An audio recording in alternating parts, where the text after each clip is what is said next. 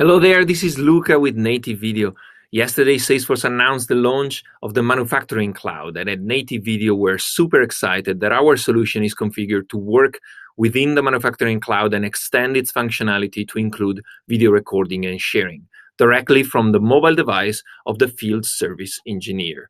Creating video notes and adding them natively and easily to the work order works great for training, for auditing, of course, and for creating great customer service. So let's now listen to the rest of the demo from Salesforce Manufacturing Cloud to understand a bit more about how it works and how it delivers great success and great solutions to the manufacturing industry. Time to implement the project.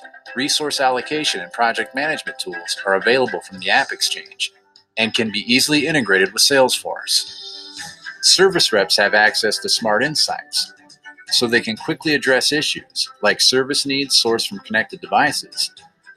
And with Field Service Lightning, reps can search and deploy nearby technicians to meet with customers on location and solve performance issues. And those technicians can access service requests to deliver exceptional experiences to customers. Provide personalized service and connect everything with Salesforce.